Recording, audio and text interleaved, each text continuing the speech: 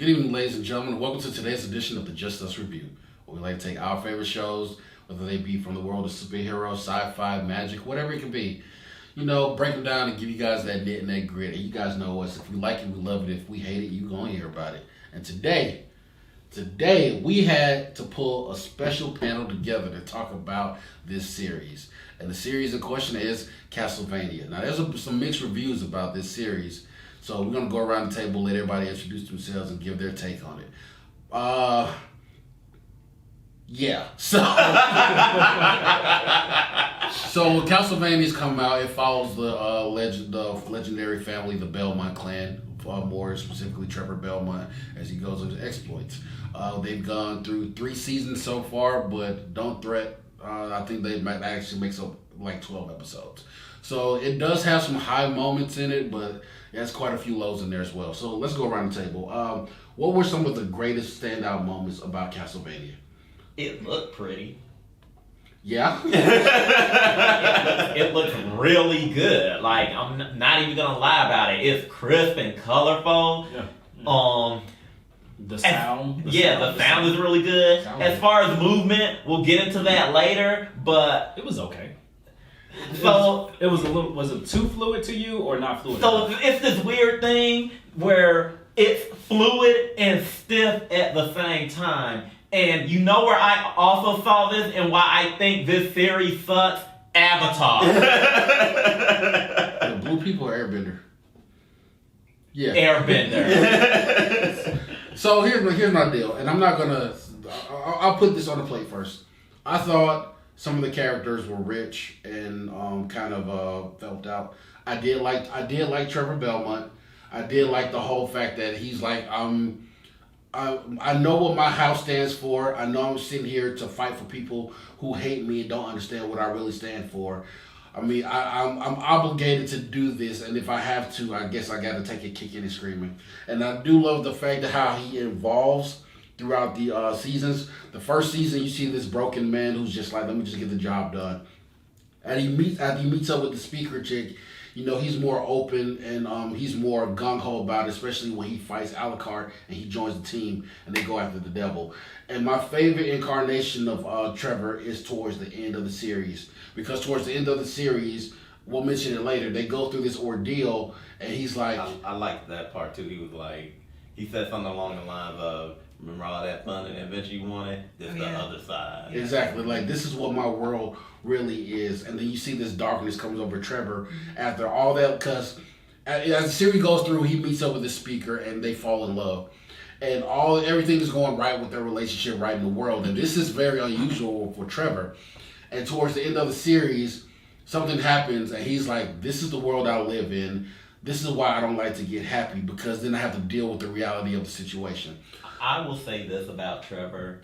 He's not offensive. Okay. He's not wholly offensive. I do have some issues with his character overall, but it's more along the lines of he's kind of tropish in a sense, because like how many times have we seen the reluctant white man hero? Right. Dark and brooding because he had a hard life. But it also seems like he's aware of it in some sense. Yeah, I mean, he's aware of it, and he just kind of, that's his character, but he just wears it. It's not until his relationship evolves with the speaker that I was able to stand him more. Because I honestly didn't. Exactly. I didn't care about him starting off. Exactly. If he didn't care, why should I care? His developing relationship with Cypher, it starts off and he's just like, it's whatever. I don't really care about anything. And then there's this moment in season 3 when he has to like go off and talk to himself. He's like, you know, who are you? This is not the person you've been for the past how many odd years. And he actually likes what's going on with Cypher, and he likes the person he's becoming because of her. Okay, so I would like to jump into my favorite character, Dracula. Yeah. So I didn't play Castlevania. Quick side note, yeah. I kind of knew that was going to be your favorite. I don't know why I was like, they ain't going to like Dracula. I don't know anything about Dracula from Castlevania. I didn't play the games. I always like to see what they do with the lore for Dracula, to see what their take is, what their spin is. Was he a man? Was he a monster? Was he a demon? Is he the devil? I always like to see what they do with that. So I love that he was a monster, of course, and he had some humanity about him when he fell in love. And I maybe it was there even before he fell in love. Who knows? Well, but I think when they can make you, because let's be real, they did Dracula dirty, and then he's talking about kill all the humans. I think when you sit up there and your reaction is like, yeah, I see it, go ahead and do that. I'm with you all the way, I'm on the train. I think when they do that, that lets you know that you have a compelling character. Another character right alongside with him is Isaac. This is the black guy? The black guy. Okay. Like, when it was him and Dracula, I was like, yes, they were the most interesting characters in the thing. especially when he broke out on his own too, because Right. I love that storyline. Mhm. So when okay, just to catch everybody up, Dracula is going ham, well, because the church gets dirty and kills his wife. There's this whole arc of trying to take down Dracula.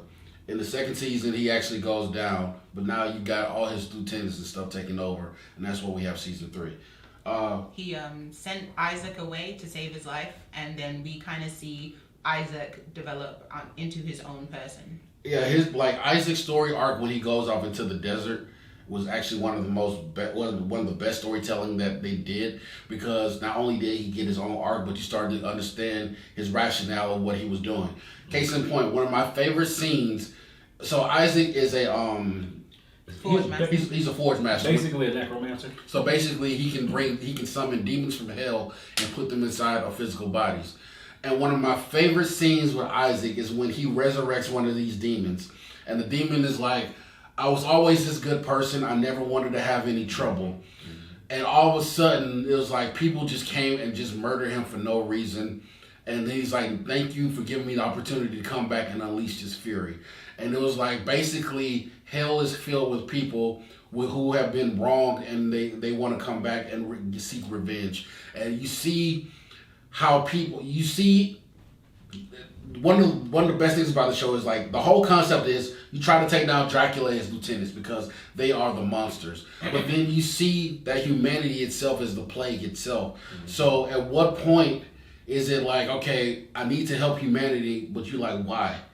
You see what the church does and how it corrupts people, and people follow the church blindly and sacrifice and ready to murder in its name. But yet these creatures are evil because they're fighting back. And that's the whole messaging that's really complex that I love about this. So, I think a message that we shouldn't forget about in this series as well is that it's not just the fact that humanity is fucked up, but also there are nuances within both of those worlds. Mm-hmm. Because we gotta shift over to one of the other big storylines that took place, and that was with Hector and. Let's not get there yet because we still got to talk about more good with the show. Okay. So Another thing that I liked with you guys saying about the graphics was how Cypher uses her powers. Yes. And how, she would like chop them all up as soon as they come close to her and like use the ice to her advantage. I really like that. So I did definitely like that aspect of her character. I felt like she was unlocked as a video game character when Belmont came around, because I was like, wait, you were this strong, but you couldn't take down the Cyclops. And she was just beasted every battle after that. And I was like, you had this potential, this power this entire time, but you couldn't take down the Cyclops. You're lucky the Cyclops didn't kill you. Exactly. Well, another one of my favorite parts about this is Alucard. So Alucard meets these two wanderers into the woods. This male and this female. They have any brothers and sisters? Because Sumi and Taka. Yes, They were brother and sister. I believe so. They were in the same. I thought so, but then at family, the end, I wasn't sure. I don't know, man.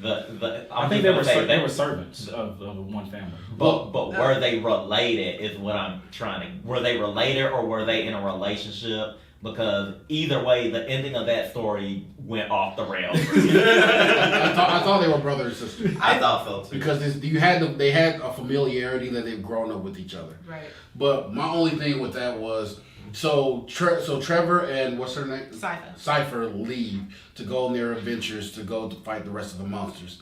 And they leave Alucard back because he's there to guard the tomb and guard the house of his father because Dracula's dead. And he's lonely, and you start to see the pitfalls that even if you're an immortal, if you're by yourself, you'll start to go insane.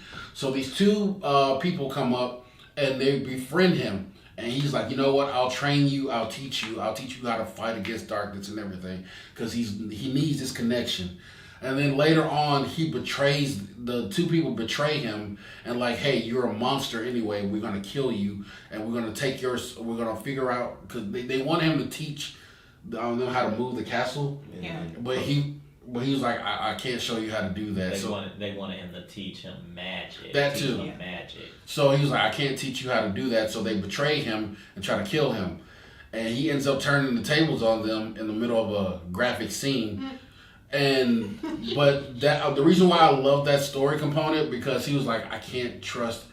He kind of relates back to his father, where he was like, I can't trust humanity. I just need to keep them away from me. And you start to see him slowly turn into what his father was. See, I didn't see it like that. I saw it as, three basically broken people who have been wronged many times, and Alucard, who's searching for a connection with other people because, he's grieving and he's lonely, and Sumi and Taka, they are trying to find a way to defend themselves in this world where they are possibly the lowest on the food chain. And so because of how wrong they have been, they couldn't trust Alucard because, he's got this mystery about him and he doesn't give everything at that very moment. And they said, well, we've been wronged at every single point in our lives. Why would you be any different? Yeah, but since he's alive and they're not, we can focus on his story and where he's going. And that's the thing too. That story was going good up until the end, because I feel like they reset everything back to where it began, and we didn't they could have went in so many other directions with that story. But that's why I loved it, because the way he impaled them on those stakes, that's why I was like, it was going back to his father, related back to his father, Vlad. He was like, he just put them up there as a warning, is like, if you come here, you better abandon hope. So I love that feeling. It was like, yeah, I'm starting back to being alone and still seeking that companionship, but I will never put myself in harm's way like that again. As a matter of fact, I will warn the outside world, if you come in here, you will die. So I did love that aspect of it. Any other characters you guys like? So I like the priest, and I'll tell you why. The priest, for better or worse, did what he needed to do. Wait, which priest? The first one at the season beginning that killed his wife. No. What priest? The last The season? last season priest. The Wait, what? he wasn't the a prior? The judge? The dude that the judge that ran the town. Sorry, he wasn't priest. He was a judge. Okay. The judge, because Confusing me. the judge was serious about his town, and he was like, "I'll do whatever I need to do to keep order." Exactly, to keep discipline and order. And I wasn't thinking that he'd go that far. I caught killing on. children? I caught on as soon as That far. So my thing is, it was up until we found that out that I was like, because here's the thing, when I saw this dude and the way he was acting, I was like, he looks like a villain. He has a character design. This isn't going anywhere. You're nothing special. And his interaction with the child, with the little boy that was running around, I was like, they could have went in a cliche direction and have him be the villain of all villains. But this scene right here shows that this character is depth and has nuance. And that's what I love about it. And then we saw when he killed him, I was like, well, fuck this guy. You went the low road. Mark Millar, whoever the fuck wrote this. I don't know about you guys, but it was red flags to me when he told the kid, yes, run to the apple orchard. Yeah. Don't tell anyone where you're going. When he said, "Don't tell anyone," I was like, mm-mm. "Yeah, it's over." We will never see this little boy again. Right. And my last favorite part It is the priest, the red hair priest, the priest. Prior Salah. Yeah, what the events that transpired, not him himself, but when he got his comeuppance, because his whole thing was like, I'm doing this because I have been imbued with this ability by God, this righteousness to pretty much convict people of witchcraft and heresy. And he's been holding on to that idea that I have been ordained with this power. I do this because God is willing it. And that scene in the church with the demons as they're descending into the church, and then he's making that realization, is like, God is nowhere in this house. There's no way that he did not sign off on what you were doing, and he realized at that moment that he was alone. And the look in his eyes, the demon is about to jump on him. When he realizes it, I was like, damn, this is the closure that we needed for this moment. Yeah. So one of the big goods for me was the voice acting. Yeah, okay. Because I didn't think that they casted a bad person in any role. And one of my favorite characters, even though this character wasn't there for very long, was the pirate. Oh no, the guy on the pirate captain. You know who played him, right? Who was that? Lance Reddick. Lance Reddick is a hero. Lance Reddick is being protected. And I liked him because was he human? He was human. Okay. He and that was the thing. He kind of had this thug-like mentality about it because he was like, yeah, you and your demons could kill me and everybody on the crew, but how you gonna get across the sea? I mean, if you really about it. And also, I liked him because he tried to get Isaac to believe in humanity more. He's like, yes, we do these bad things, but there's also that person that gave you the mirror that you have. That was a gift. And right now, I'm giving you a drink. This is a gift. I'm being nice to you. Not if all humans are bad and we don't all deserve to die. He was showing him the nuance of. He was showing him that there are nuances within human society, and let's be real, he needed to see that because he just completely skipped over the fact that he had to kill a vampire that was going to betray Dracula. And you know, and going back for a second to Isaac, that scene in the shop was also one of my favorites as well, when the lady gives him the mirror, because it does show like that even though you don't have faith in humanity, that it is a small light of hope. So I do love the journey that Isaac is going on, when he's still trying to figure out, because all he's known throughout this thing is hate. Even when he shows up at the border town with his demons, and he was like, they show up to him, he's like, you guys and your demons need to get out of here. You need to get. He's like, we are just passing through. He's like, we just passing through. We don't want to start no trouble. And then they roll up, and he's like, you really want to do this? I just want to point out, throughout Isaac's story, he only had to kill the people that did him dirty, and I just want to point out they were all white men. I'm dead serious. From the dude that used to beat him, every town he went to, it was white men that was there that was like, you need to take your shit and get. The only time humans did him good were the black shopkeeper, the pirate who was from the Caribbean, the woman who was also I want to say technomancer, but what? A forger. Yeah, a forger. Magician, But you know what? I'm glad that you brought up that point too, because it was like he would only kill when he was provoked, and like especially when he was in the woods, and then those guys the desert. the desert, and they tried to run. Yeah, he was just drinking water, and they tried to run. Ran up on him. I mean, go down to to Athens, Georgia. You just gotta be ready, man.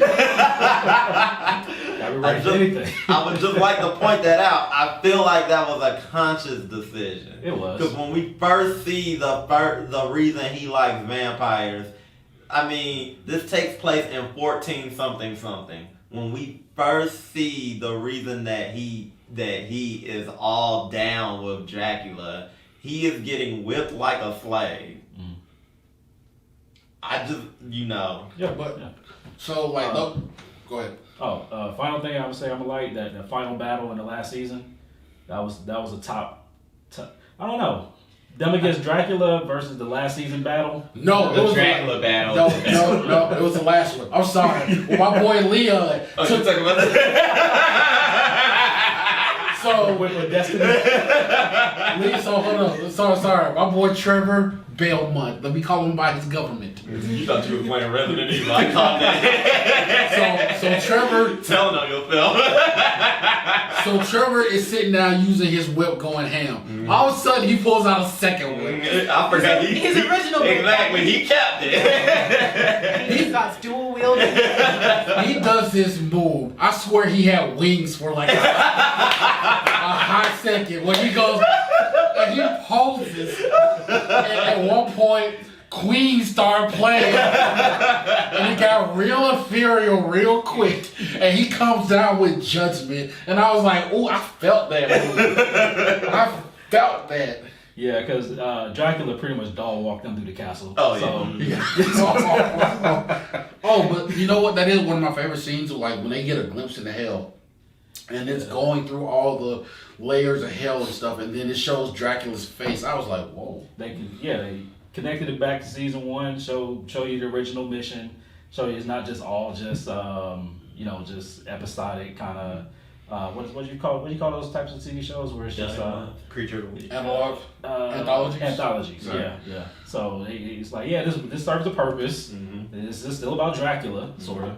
Well, and my final great good part was the vampire girl, Lenore? the redhead.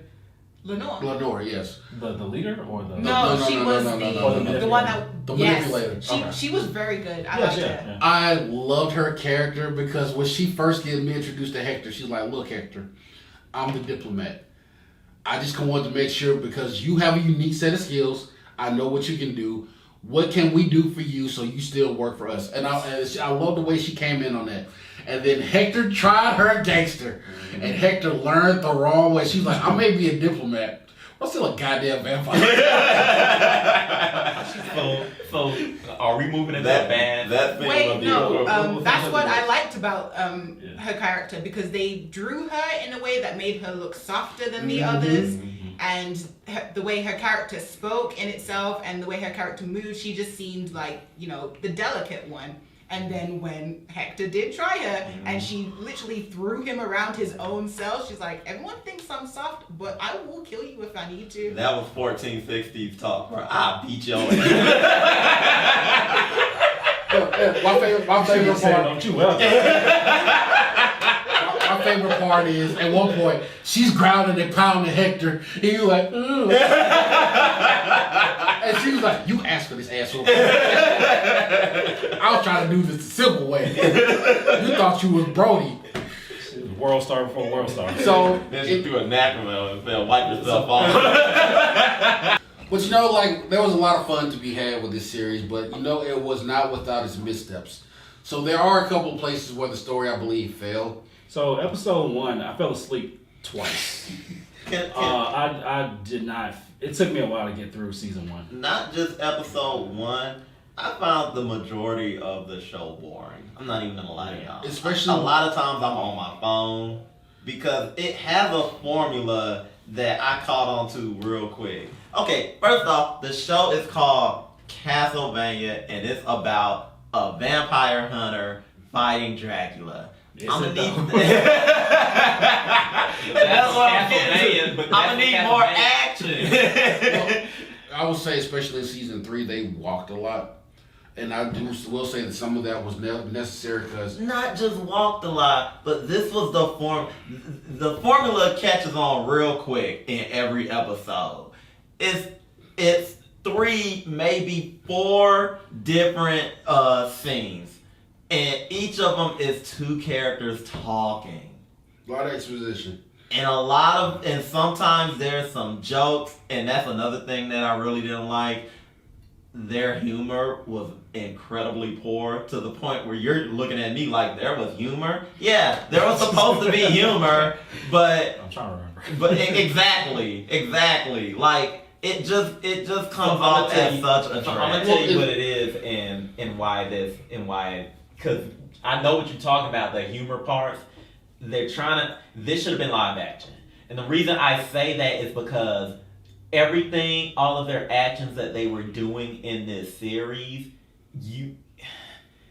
if you're going to do animation, you're doing it for a specific reason, and that's because you want to show something that would be almost impossible to depict in live action. The majority of the show is them talking. You could have did that live action. Well, I'll say this much at that point.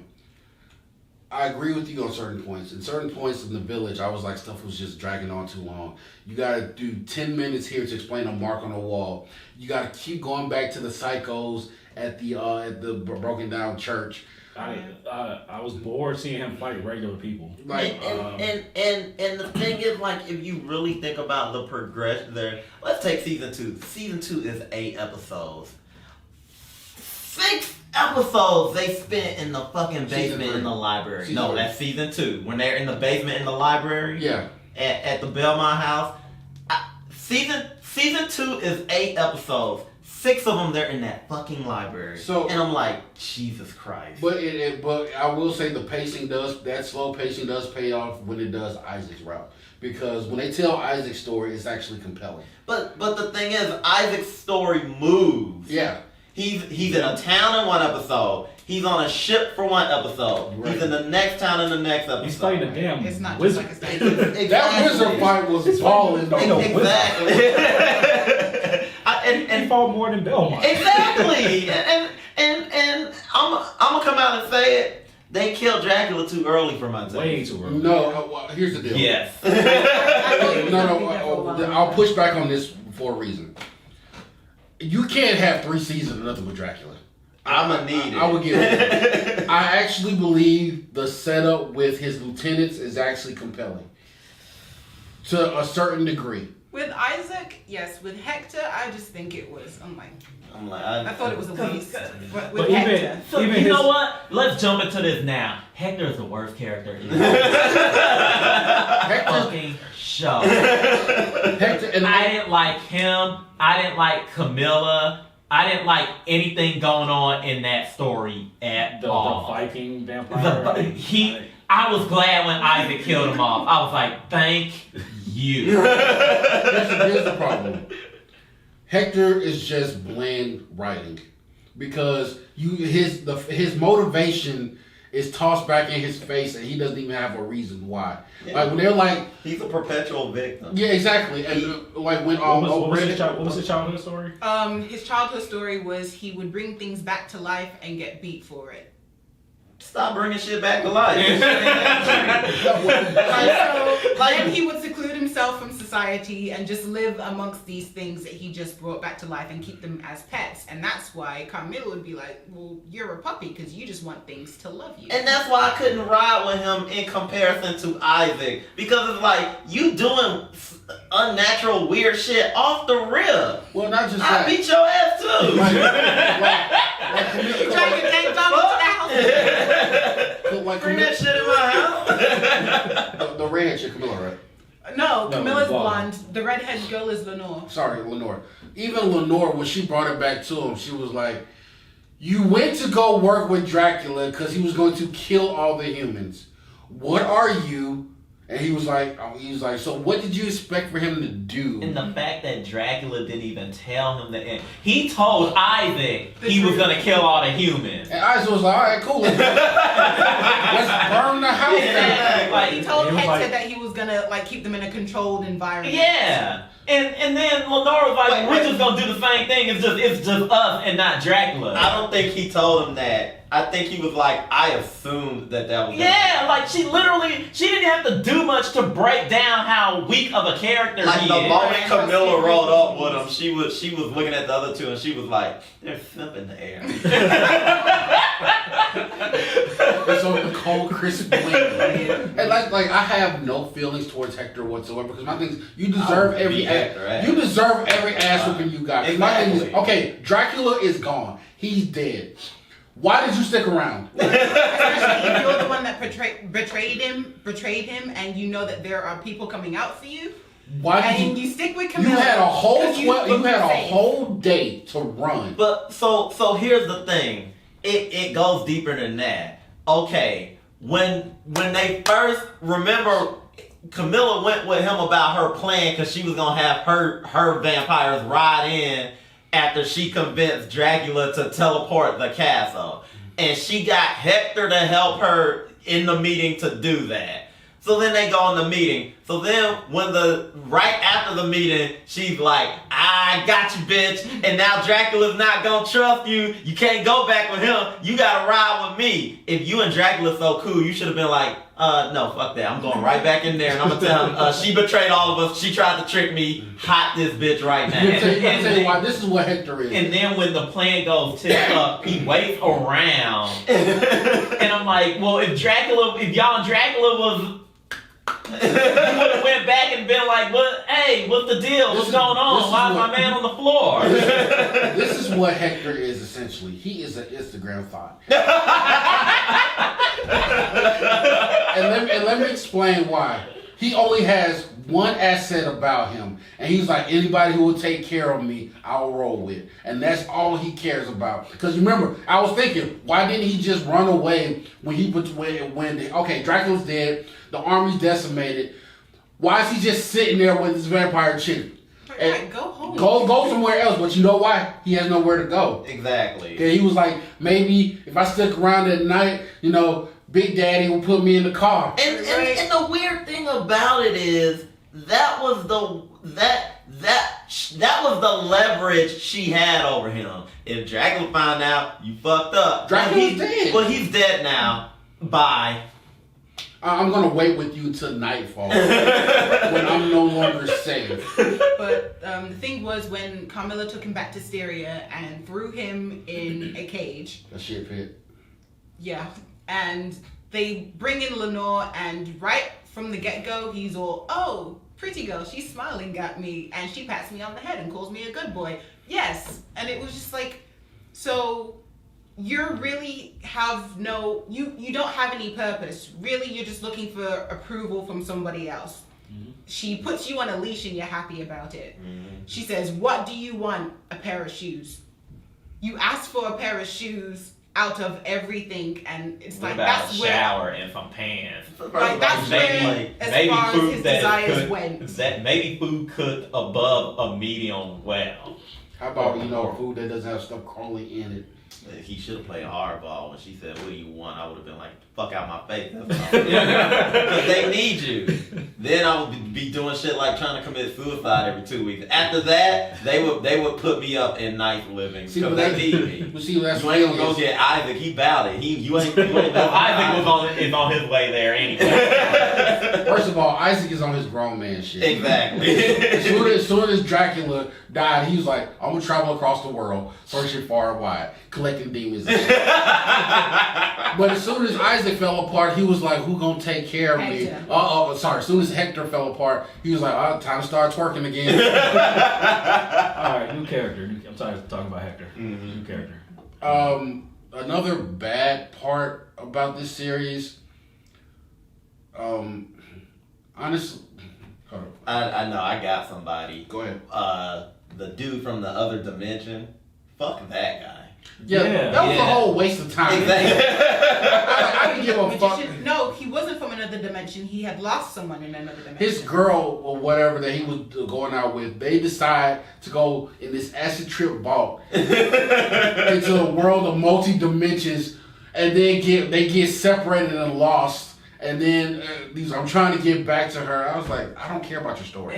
And you know how I knew he was gonna be a drag when you first see this character. Like they're doing. He meets up with. I believe it was like a merchant or whatever. Oh, and like they're just and they're like Griffin, and I'm like, apples. I'm like, this has nothing to do with the plot. Stop doing this. Bring someone else in so that you can talk to them and it's plot relevant. Nope. And they just kept going.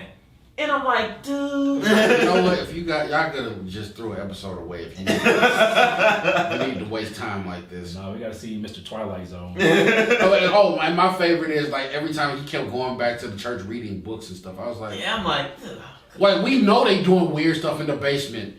You guys don't have to tell us that or show us that. They told us that there's a weird evil energy signal coming from it. If it's not in the shit-filled room where they boo-boo, it's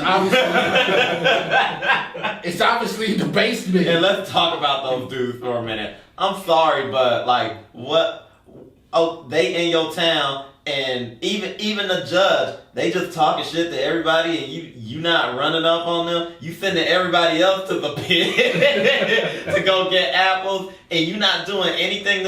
I couldn't been judge. You ain't gonna talk to me in my See, the thing is, I don't think the judge had enough, people to back him. Yeah, like, he said he it was have, like 6 right of them. after he started collecting people, because at first he didn't know anything was that wrong, but after Prior Sala started bringing in more people, it was more than his soldiers could handle. And when they started fighting, they got washed. Every single one of them was The dead. judge got rolled so hard. But the only reason that was is they gave them time to summon demons and shit. The part that pissed me off was, they're carving sigils into houses. Why didn't you guys stop them before the occurrence? Exactly. Like at the first time, I'll give you the benefit of the doubt. After like 2 or 3, I'm kicking the door in and I'm like, y'all gotta get out. Exactly. Get out of my The town. first sigil, I was like, okay, maybe they represent Wu-Tang Clan. Well, you ain't gonna put Wu-Tang on everybody's house. And then, but anyway, anybody got another bad about this? I didn't really care for Alucard. I gotta fight you on You that know one. what? He right. I didn't care for that guy. I gotta fight you on that one. If his storyline with the brother and sister or girlfriend and boyfriend or whatever they was, if it had ended differently, then I would disagree with him. But literally, they took us on this journey and then reset us back to start. And I'm like, that was a waste of time. I actually like Alucard because he is the doomed hero. It's like no matter what he tries to accomplish, he's always going to fall back.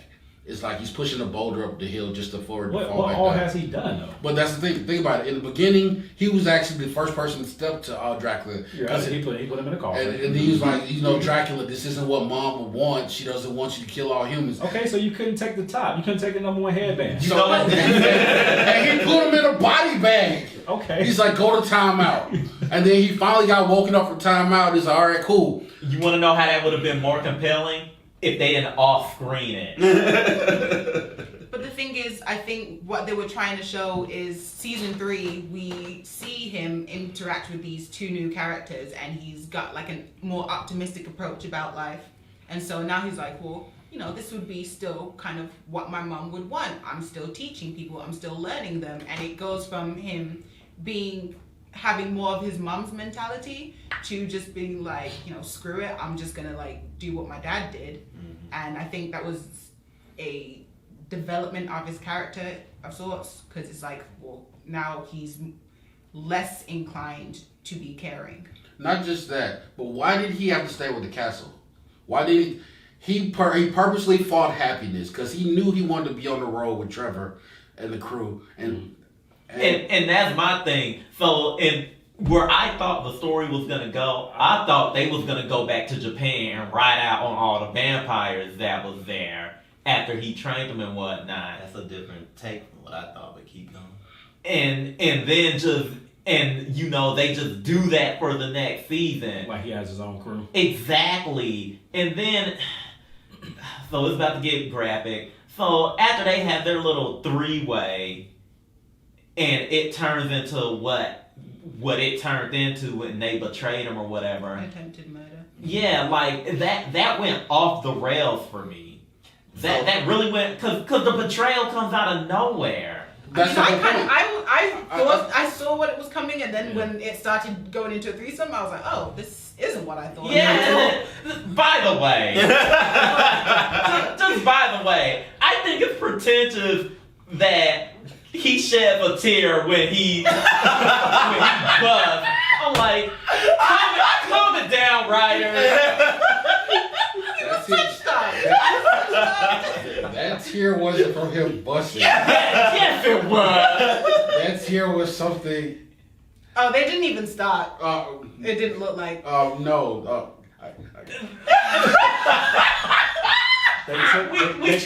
They took his virginity. Not just He that. buzzed and he shed a tear. And I'm like, you really want to be artsy fartsy Wait, I'm gonna say with something. this thing? Wait, I'm gonna say, okay, while they were intertwined, In the thralls of passion. she was doing something to him, and he was doing something to him. Oh.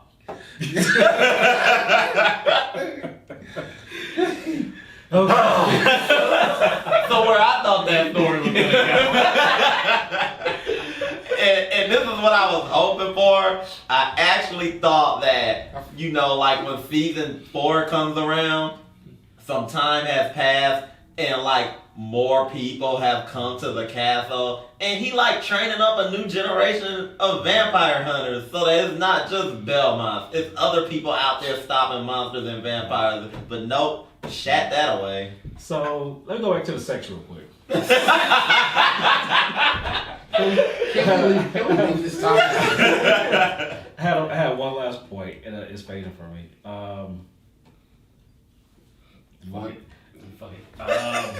How they tried to do a Jesus allegory with it when they strapped him down to the bed and they were about to kill him. Damn, I forgot where I was going with this. It was. But speaking of It was, sex, it was trying. Yeah, I'm trying to figure out where it was supposed to lead. Hector sent okay. on. Hold on. Okay. So first episode, it says TV mature nudity. Graphic. We had to wait all the way to the end of the game. We didn't I'm like, see any I see titties no until nudity until season. Oh, there was a butt cheek. That was y'all focus? Look, we had to look for something because most of the season they was talking. Like even That was with y'all legitimate focus. even with the Hector shit, I'm like, look, Camilla, we know this gonna fall down when Isaac come in and wreck your shit. So just get to the point. That's what I'm waiting for. I'm waiting for Isaac to come in, Old Testament style, with a stick and some red Kool-Aid for the seat. So I don't know how this plot is moving for this show. I don't even know if he's gonna make it there because this show is a little. At times it's predictable, but then at times I'm like, wait, why did they do that? I damn sure didn't predict the whole 6-minute scene where they was talking about apples. any more bats? I got a bad. I just have one question. The speakers. So is she the only one that can do magic? Yeah. No, they have select speakers with that learn magic, and she just happened to be one of them. But the whole purpose of the Seekers is to get your ass whooped. The purpose of the Wait, what? speakers are to give aid in places that need them. The speakers are supposed to be the recorders of history. And they also go around putting band-aids on bullet wounds. But they also had one that was a hitter. That's why when they was like, one of the speakers went down there to try to find the soldier in the coffin, and when Simon got down, not Simon, when Trevor got down there, he was like, "Oh, you're the hitter of the crew. That's why they sent you down here." Like I said, the rest of them are there to get their ass whooped because when that priest showed up, he was like, "Oh, you could just violate me." I was like, "Boy, why don't you stand up for yourself? You got children." Just a note. Lenore kind of nasty because she literally laid with a slave that hadn't showered in a week. You are an immortal. True. Let me speak on this for a Like second. they literally threw water on him and let it dry. He took a whole bath. I'm not faulting her for it because she's doing what she needs to do to reach the goal that she's trying to get to. It's Hector that's an idiot because you know that you don't smell right, but you're just going in it anyway. I mean, he was in there raw too. I'm talking about like sushi meat. Sushi meat that fell on the dirt, rolled around a bit, and then they put it on the plate, blew on it, and said it's still good. All in all, you guys can see that there's some mixed reaction to the show. I kind of liked it for what it was, even though it did drag here and there. But honestly, for next season, I'm more interested in Isaac than I am with Trevor's story, which is weird. And at that juncture, it's not Castlevania anymore, and that's the weird thing. I'm like, could we have just created the Isaac character and done a story about Like Isaac in the house. Yeah. Because you know what I thought would have been better for this show. It should have been an anthology, and each season should have been a different Belmont. Because first of all, you don't even start off with the most iconic Belmont. You went with Trevor. So you have to make this character likable. And you succeed, but you took so damn long to do it. I would rather have seen each season a different Belmont trying to defeat Dracula, and they don't succeed. I would rather have seen that. Because even you made a comment close to the end of season 2 where you was like, they finally played some actual Castlevania music, and it's been 8 episodes. And it's a one track. Like that, anybody that knows Castlevania knows that like one of the biggest things about it is the music. And we only get the one track, which is the main thing. And all for 3 seasons, you had enough to work with. Mm-hmm. Like that's inexcusable. Like when he finds the treasure chest, what's the name of the whip he had? Morningstar. With the Morning Star in it. Do you know what would have been even doper if that scene was in a season 4 or 5, and we saw how that treasure chest got there in season like 1 or 2 when Simon put the treasure chest away, and then when we get to Trevor's story, he pulls that treasure chest out. Because I liked that, but it was in a sea of boredom, and you could have easily missed it or not even given a fuck about the nuance of that scene. And when Dracula recognized the whip, Mm-hmm. I think we could have used more insight onto where has Dracula Or encountered even a this whip before. flashback. Exactly. Because my thing is, we're all familiar with Castlevania. Yeah. Okay, except you. But I've never played the games, but I'm familiar enough with the lore that it's like I played. But you know the Belmont clans are like damn near demigods. Yeah. But my thing is, this show never gave us that feeling. Exactly. It early on when they was trying to figure out who he was, and they was like, you're the last of the Belmonts and stuff like that. But they treat them as these people that they tried to cast out, and now one remains like a roach, and we gotta get rid of him. It's like the audience knows how crunk the Belmonts are, but the world is like just constantly shitting on them. Exactly. And I was like, are you kidding me? I've been following them since the 90s. Exactly. The Belmonts are the best clan you've ever seen, but now everybody's using them for toilet fodder? Like, I don't even think... I think they just wanted you to not like humanity through the show. And they did a great job. Yeah, because fuck humanity. I was rooting for the vampires. Who you telling? Like I'm sitting up there every episode. I'm like, Dracula, when are you gonna ride out? But and I'll say this: are we even gonna get a season 4? We will. Yeah. We will. Has it been announced? Not officially. Because it's not gonna happen. Well, you know why it's not gonna happen. Well, the ratings on it, from the ratings perspective, this will have better ratings than all the other 2 previous. So, for judging from that trajectory, so yes. You're not talking about the ratings. So, the producer of Castlevania and the writer, Warren Ellis, a couple of weeks ago, he got into a little bit of trouble. Did he touch somebody? He touched everybody. Jesus Christ. So yeah. I hope you like the first 3 seasons. So, as you guys can see, we all had mixed emotions about Castlevania. It's the parts that we liked, we loved. Parts that we didn't. Like Hector, go kill yourself. Thank you guys for sticking around. What were your favorite moments in Castlevania? How much did you hate Hector? How boss is Isaac? And can we just get a show about Isaac? You know, him going through the wilderness. You know, being the badass that he is. Or a spin-off about the pirate. I want to see him do folks dirty on the sea. you know, on the road, kicking people off the boat, catching scurvy. You know, doing pirate things in whole new pirate ways. But thank you guys for joining us. You go like and subscribe. Recommend some other series that we need to be out there watching. Chances are we've already seen them already, and they probably suck. But until next time.